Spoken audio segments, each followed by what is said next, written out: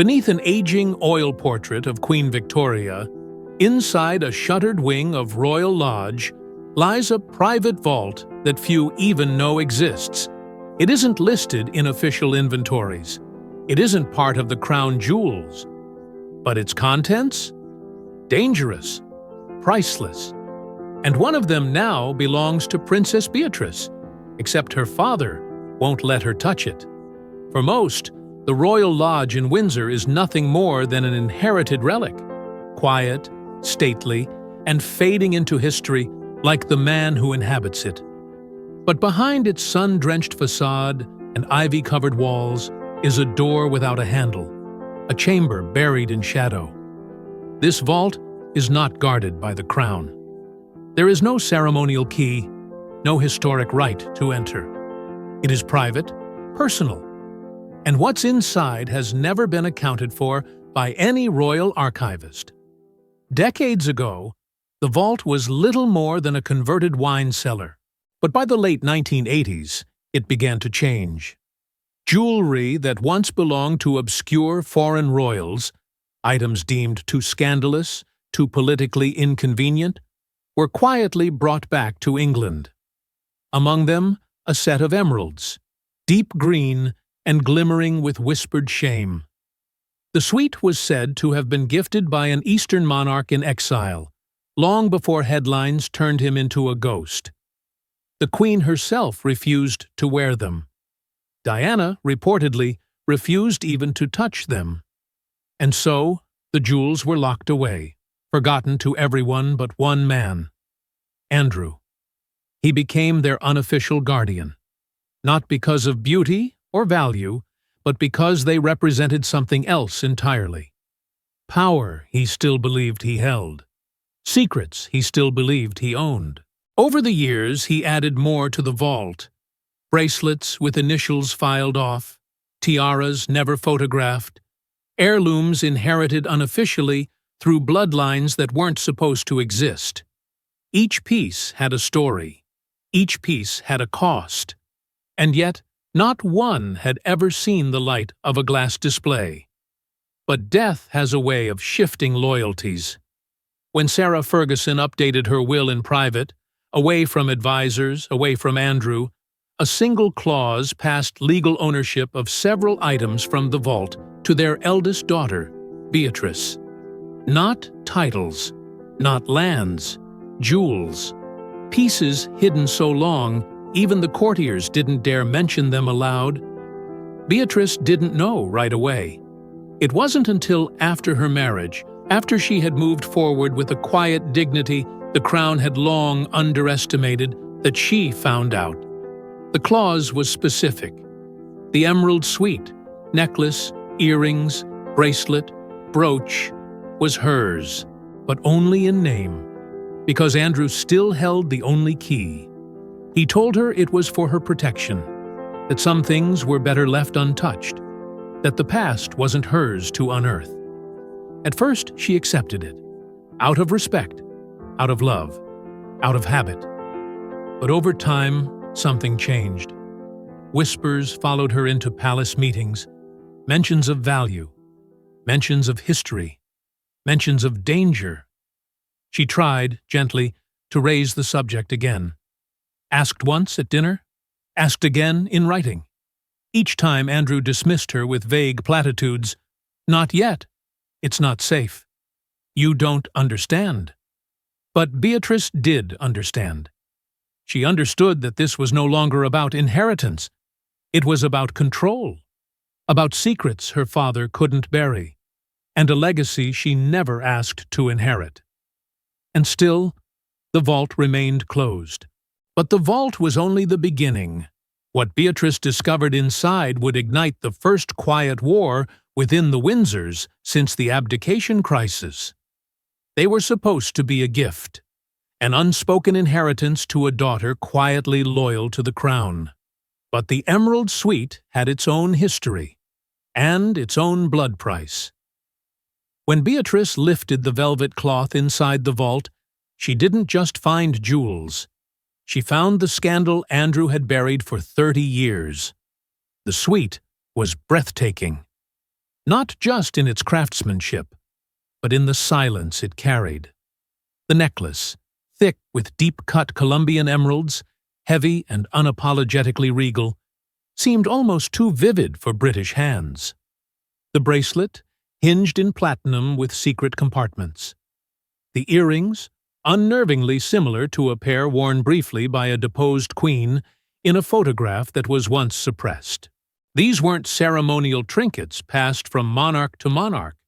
These were remnants of a deal, a hidden transaction, a diplomatic betrayal wrapped in gemstones. Beatrice had always known her family operated with shadows as much as titles, but even she was unprepared for the heaviness of this particular truth. Because the emeralds weren't just old, they were cursed with memory.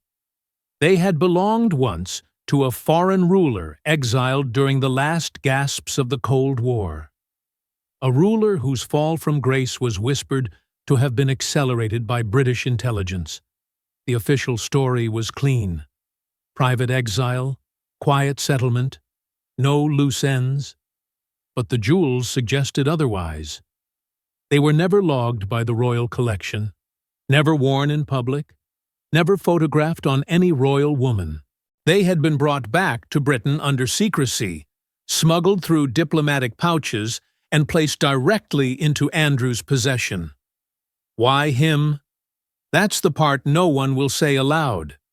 But what's whispered, what echoes through palace halls late at night, is that Diana once found the suite in a box at Kensington. That she lifted the necklace once, felt the weight of it, and demanded it be removed. Some say she felt a presence tied to it.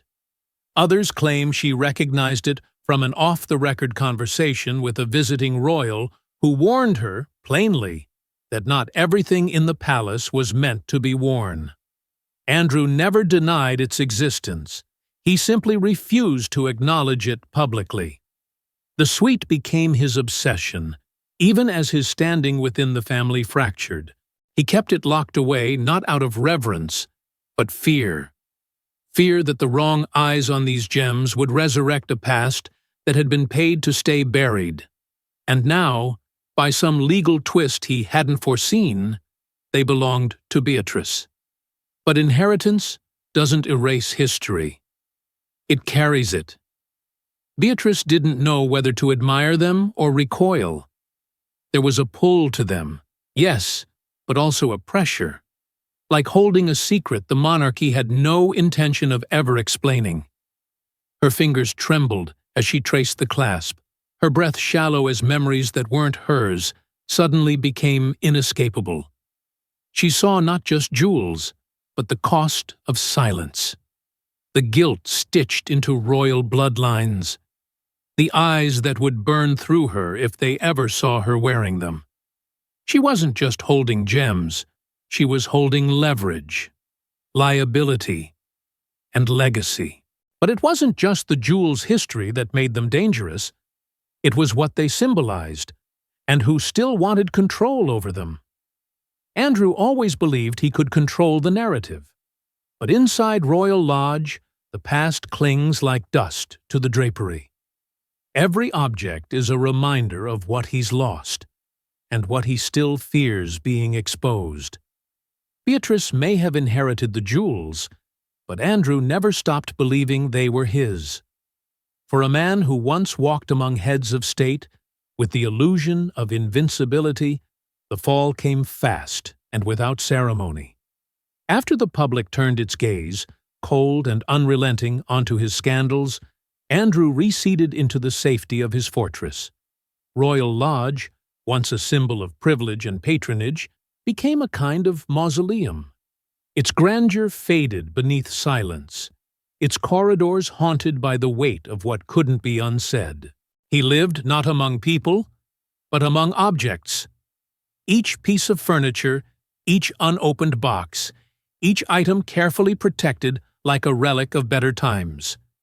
In that sanctuary of forgotten things, the jewels were the crown, and among them, the emerald suite was his most prized possession, not for its sparkle, but for what it protected. It wasn't about value. It wasn't even about inheritance. It was about narrative control. The jewels had been wrapped in secrecy for decades, and Andrew understood better than anyone that if they were sold, questions would come. Not just about provenance, but about the real cost of royal alliances, of private dealings, and of favors long repaid in silence. To him, the jewels weren't Beatrice's. They weren't even the monarchy's. They were his final grip on a story that had slipped through his hands. Beatrice, on the other hand, was never trying to provoke him. Her approach was gentle, respectful, but her independence unnerved him. She was no longer the obedient daughter defined by royal shadows. She had a child now, a husband, a life that didn't orbit the crown. And the more she grew into that life, the less she tolerated cryptic answers and shifting explanations. Andrew sensed the distance widening, and in it, he panicked. He tried to bring her back with sentiment, the kind of emotional weight only a parent knows how to wield. He'd remind her of childhood memories, of how he protected her from scrutiny, of how he sheltered the family name through storms. He spoke not in commands, but in guilt. "These things carry danger, Bee," he whispered. "Not everything is meant to be opened." To the public, he was a man retreating. But behind the walls, he was still strategizing, calculating how long he could delay her, how long he could keep the lid on a vault that had already begun to creak open. Because beneath the guilt lay fear, and not just of scandal, of exposure. Andrew knew that if the emeralds entered the public market, they wouldn't just fetch headlines. They'd unleash questions with no safe answers. Investigators, international scrutiny, journalists with long memories, men who had once stood shoulder to shoulder with him, now waiting to see if he'd flinch. He was cornered. Not by law, not by enemies, but by his own daughter, armed with the quiet power of inheritance. Still, Beatrice's life wasn't frozen in place, and as her family grew, so did the pressure to act. She didn't want to break the rules. She didn't want to fight. But after years of royal silence and financial strain, Beatrice faced a truth the palace would never admit. Inheritance doesn't come with instructions. And sometimes, jewels must be sold to save a family. Royal by blood, but not by salary. Beatrice had lived her adult life in a balancing act the institution never prepared her for. She carried a title, endured the scrutiny, and played the part with grace, but the benefits were selective. There were no expense accounts, no bottomless trust funds, no guarantees. Her marriage was modest by royal standards. Her home, comfortable, yes, but not lavish. And with motherhood came new priorities: stability, security, a future she could shape without relying on favors from an institution increasingly focused on austerity optics. And then came the weight of the vault, the suite of emeralds she was never meant to possess, too controversial to be worn, too valuable to ignore. For a time, she left them untouched, boxed away under the shadow of her father's warnings. But months turned into years. The cost of discretion began to climb. And one afternoon, in the privacy of a borrowed office in Mayfair, she asked a question that changed everything. What are they worth? The answer came in a whisper from Sotheby's. Not just valuable, historic.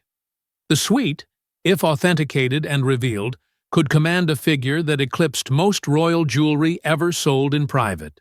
Tens of millions, enough to secure generations, enough to sever a financial dependence that had quietly lingered beneath her public smiles.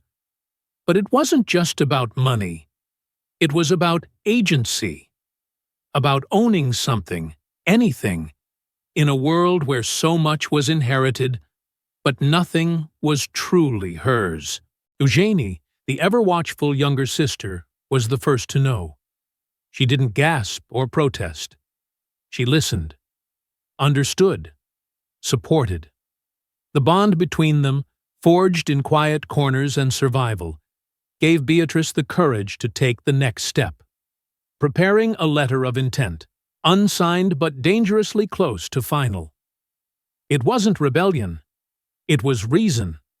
But the moment Andrew found out, the reaction was volcanic.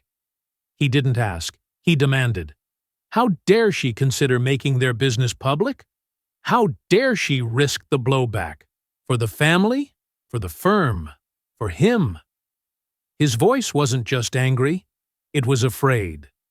Because to him, the sale wasn't a transaction. It was an unraveling. Selling the jewels meant releasing their history, and with it, the shadows he'd worked decades to suppress. The confrontation left Beatrice hollow, torn between a daughter's loyalty and a mother's urgency, between royal tradition and personal freedom. The family crest hung over every decision she made, but it didn't pay nursery fees. It didn't secure a future outside palace walls. She wasn't trying to disgrace anyone. She was trying to survive a life she never chose, but could no longer afford to live in silence. But what Beatrice didn't know was that her quiet inquiry had already triggered alarms, at the palace, in the press, and in the shadows. Within 48 hours of Beatrice's inquiry, the palace moved.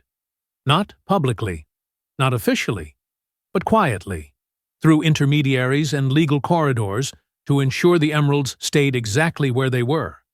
This wasn't just about jewels. It was about precedent, power, and silence. It began with a phone call that wasn't logged. An inquiry passed through a discreet legal advisor who didn't list Buckingham as his client, but had long walked its halls. Beatrice's tentative steps toward valuation had reached more ears than she realized, and the reaction was swift. She wasn't summoned. She was warned. A tone of concern cloaked in courtesy, couched in phrases like, "best interest of the crown," and "for your protection." But the message was unmistakable. Proceed, and there would be consequences. The palace didn't argue over ownership, yet. Instead, they reached deep into the labyrinth of royal legal history and surfaced obscure clauses buried in documents signed decades ago. Technicalities, footnotes, interpretations of inheritance that blurred the line between private possession and national symbolism. The jewels, they suggested, were never truly Beatrice's to sell. They were part of the enduring dignity of the crown. Language as slippery as it was absolute. Behind these maneuvers stood more than protocol. King Charles's circle, tight, ruthless, image-conscious, viewed the potential sale not as a family issue, but as a looming constitutional embarrassment. Selling a suite with links to disgraced foreign regimes, to scandals buried during the Windsor's most fragile decades? Unthinkable. It wasn't just about emeralds. It was about control, optics, legacy. And then came whispers of Camilla's concern. Not directly, of course, but through the grapevine of loyal aides and high society confidants. She had seen what one ill-timed photograph of a tiara could do. She had spent years reshaping her public image and wasn't about to let another jewelry scandal unravel the quiet gains. If the emeralds resurfaced, especially with their dark origins, the monarchy could find itself dragged into a media firestorm it couldn't contain. Beatrice, already rattled, was dealt a final chilling suggestion that continuing down this path could endanger her place within the royal framework. Titles, honors, even public invitations, they were all, technically, privileges. And if she insisted on treating royal heirlooms like private property, she risked being treated like a private citizen. The veiled threat was clear. Obedience meant protection. Defiance meant exile. To the courtiers, the matter was settled. The jewels weren't sentimental. They were symbolic. To let Beatrice sell them would set a precedent, one that cracked the crown's centuries-old grip on unspoken boundaries. If she succeeded, others might follow. And if that dam broke, what else might come out of those vaults? But behind the walls of diplomacy, Beatrice was left alone with a haunting truth. She had stepped into a world where legacy was armor, and even blood couldn't shield her from politics. The jewels hadn't just been hidden to protect a past. They had been hidden to control a future. Still, despite all this pressure, the jewels themselves were beginning to reveal secrets no one was prepared to confront. She wasn't supposed to look that closely, but on the inside clasp of the necklace, faint and almost rubbed away, was a line of script no one had noticed, or admitted before. And it wasn't from a royal. It was from someone Diana once called the shadow behind the throne. It happened late, after the silence from the palace had grown too loud. After the warnings, the pressure, the sudden stillness that always precedes a storm. Beatrice returned to the vault not with intention, but with instinct. She needed to see the emeralds again, not as valuables, not as liabilities, but as they truly were. The necklace sat in its original casing, its silver backing dulled with time. She reached for it, not knowing why, and when her fingers brushed the clasp, something caught her eye. A barely there inscription, no longer gleaming, almost erased by years of deliberate wear. The script was in Italian, just 6 words, carved so delicately they looked accidental. But they weren't. Beatrice took a photograph and quietly forwarded it to an archivist she trusted, one outside the royal machine. The translation came back within the hour. Per la verità che mai si dirà. For the truth that will never be told. A chill followed. Because this wasn't royal language. It wasn't the motto of any house, nor the phrase of a monarch. It was a signature. One not written in name, but in intent. Beatrice searched, cross-referenced, and soon stumbled into mentions of a man long buried in the footnotes of Diana's life. An advisor, unofficial, unnamed in court circulars, but ever present behind the scenes. A man Diana had once confided was the only one who saw everything and said nothing. Whispers called him the confidant who understood what silence cost and how it could be weaponized. That this man had etched a message into the Emerald Suite, that was the real scandal. Because it meant the jewels weren't simply contraband from a foreign court or tokens of guilt stashed away. They were part of something coded, intentional. A trail left in stone, hinting at alliances, betrayals, and perhaps truths that never made it into official archives. The jewels weren't just valuable, they were evidence. Beatrice felt something shift. This wasn't about her anymore. It never had been. The emeralds had never been gifted with affection. They were passed on like a locked box without a key, waiting for someone foolish or brave enough to try and open it. And she had. The realization crushed something in her, because she wasn't just in possession of royal jewelry, she was in possession of a legacy meant to be buried. And she couldn't shake the feeling that she was only the latest in a long line of women expected to carry weight they didn't ask for. Her mother had been sidelined, her aunt silenced. And now Beatrice, staring at a message etched in secrecy, understood why the palace had reacted so swiftly. They weren't protecting the jewels. They were protecting what they represented. And what she'd just uncovered made one thing dangerously clear. She was never meant to keep them. Only protect them. Eugenie had always been the quieter one, but she'd been watching, listening. And when Beatrice told her about the inscription, she didn't ask what it meant. She simply said, "You need to put them back. Now." It wasn't a suggestion, it was a warning. One sharpened by something deeper than fear, knowledge. Beatrice didn't respond right away. She waited for her sister to elaborate, to offer explanation. But Eugenie wasn't looking for a discussion. She was staring through her. And when she finally spoke, it was with a gravity Beatrice had never heard before. "I've seen things, in the archives, mentions, names crossed out, receipts that don't match inventory, letters burned, but not all the way." She stopped, swallowed, and added softly, "There's more to this. You don't want to dig." Beatrice pressed. She had to. The jewels weren't just inheritance anymore. They were a thread pulling her toward something too vast to ignore. But Eugenie held her ground. She explained that while working on a digital preservation project for the Royal Archives, a seemingly benign role, she had stumbled across fragments. An unnamed suite mentioned in correspondence between the late Queen and a diplomat now wiped from most official records.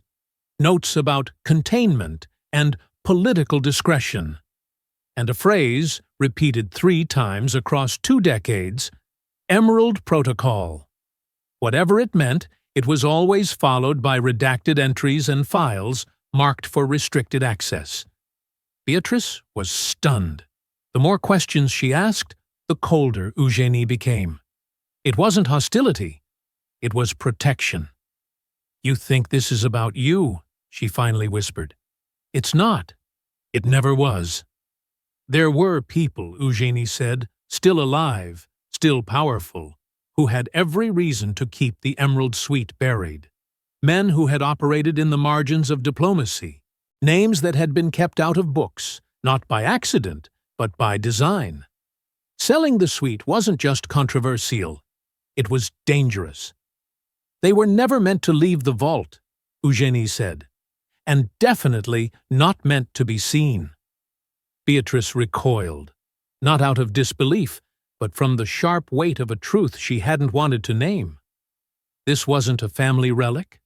It was a sealed document carved in stone and emerald, left in her care with the expectation she'd never look too closely. And yet, she had. Tension twisted between the sisters, legacy pulling them in different directions. Beatrice saw responsibility, a call to uncover and confront. Eugenie saw danger, and the price of being too curious in a world where bloodlines offered no immunity. Their bond, so often unshaken, trembled under the weight of what they could no longer deny. There was love in Eugenie's warning, but there was also fear. As Beatrice left the room, she heard one final line, quiet, cryptic, and impossible to forget. "They're not yours to sell. They were never ours to begin with." But Beatrice couldn't unknow what she'd seen, and someone else had already taken notice. One anonymous buyer, one sealed letter of provenance, one night in Geneva. It was all planned in secret, until it wasn't. Hours before the jewels were to be flown out, Andrew made a call that would shatter his daughter's trust forever. After months of hesitation and haunting warnings, Beatrice had made her decision. The inscription, the archives, the silences, they had all led her to the same truth. The Emerald Suite was no longer just a burden. It was a barrier. She couldn't live freely with it looming in a locked vault. So she reached out, carefully, to a discreet broker with deep ties to the elite antique trade, a man whose name never appeared in auction catalogs, but whose fingerprints were all over the most private transfers of royal artifacts the public never saw. He moved pieces not for profit, but for preservation, and more importantly, for silence. The valuation came back higher than even Beatrice expected. £42 million. a number that carried not just financial relief, but the potential for freedom. Not just from the jewels, but from the expectations, the legacy, and the quiet warfare happening behind palace walls. The buyer, anonymous, offshore, and reportedly connected to a museum, required only a single document, a letter of provenance, unsigned until the moment the deal was final. Everything was ready. A private flight from London to Geneva. A diplomatic courier prepared to deliver the suite under confidentiality. The vault would finally be emptied. The secrets would change hands. And Beatrice would walk away, not with closure, perhaps, but with clarity. But Andrew had been watching. Not directly. He hadn't been invited into the process. But the old network still worked in his favor. Someone flagged the customs paperwork. Another noticed a name they recognized on a list of courier manifests. And in the final hours, Andrew found out. Found out everything. The phone call he made wasn't official. It was personal. But the weight behind it was unmistakable. He rang a former royal legal advisor, then a friend still connected to the Swiss banking world, then Beatrice herself. His voice wasn't angry at first. It was cold, controlled, calculated. But when she didn't back down, the mask cracked. Rage surged through the line. Accusations flew. Betrayal, naivety, recklessness. "You're not just selling jewels," he hissed. "You're selling history. My history." Beatrice didn't yell. She didn't plead. She simply said, "It was never yours to begin with." What followed was the most painful confrontation of her life. Not because it ended the sale, though it did. Not because she lost control, though she had, but because, in that moment, she saw her father not as a royal, not even as a parent, but as a man who would rather destroy a legacy than let someone else rewrite it. She canceled the transfer, not because she agreed, but because she understood what it would cost her child, her name, her future. And so, the jewels stayed, locked, untouched, still breathing secrets in the dark. And though the jewels stayed locked away once more, something had shifted. Forever. She still has the key. The suite remains untouched in a climate-controlled vault. But Beatrice knows now that inheritance isn't just about wealth. It's about wounds, choices, and secrets that never truly die. The emeralds wait. And one day, she might open that case again. The aftermath wasn't loud. There were no statements, no formal reprimands, just a hollow quiet that settled between father and daughter like dust on a shuttered crown. Andrew stopped calling. Beatrice stopped asking. A few strained texts. A silent nod across a room at a family gathering. The kind of cold peace that only exists when both sides know they've lost something they can't name. Not trust, not love, but the illusion of safety. In public, Beatrice smiled. She showed up where she was expected, cut ribbons, stood behind podiums, projected the quiet poise of a Windsor who never asked for attention, but knew how to hold it. But behind the facade, everything had shifted. The vault no longer symbolized inheritance. It symbolized containment. What she couldn't say in interviews or state dinners or palace gardens sat locked beneath that key. A truth the monarchy would rather smother than confront. The jewels, once a temptation, had become a paradox. They represented freedom, yet holding on to them felt like submission. Beatrice often caught herself staring at the safe's access card, wondering if it was a burden or a weapon. Could she sell them? Yes. Would she survive the cost? Probably not. The temptation hadn't vanished. It had evolved, sharpened by knowledge, dulled by duty. Some nights, she fantasized about auction catalogs. Other nights, She imagined burying them somewhere no one would find. Still, the suite remained, and in time it became more than a set of royal artifacts. It became a mirror, reflecting the contradictions of her family, glory wrapped in secrecy, tradition laced with silence. The emeralds shimmered with all the things the firm wouldn't admit: the whispered alliances, the erasures, the debts repaid in diamonds. Each facet held a memory she didn't live but now carried. Even Eugenie, distant but still tethered, would ask about them from time to time. Not directly. Just a look, a shared silence. The knowledge was mutual. The weight was shared. Beatrice never forgot the inscription. She had it copied, translated again and again, looking for hidden meaning where there might be none. But the words, "for the truth that will never be told," had imprinted themselves on her more deeply than she expected. She'd become part of that sentence now. Not its end, perhaps, but its next chapter. She no longer asked for permission. She didn't wait for approval. But she didn't move recklessly either. The jewels had taught her patience, calculation. They'd made her dangerous in a way the monarchy still hadn't understood. One day, she might unlock that vault again. Not to wear them, not to sell, but to decide. Because in the end, Beatrice had come to understand something no advisor, no institution, no monarch ever told her. They belong to no one, but they answer to her. Fade to black, whispered voiceover. The jewels remain. So does the silence. For now.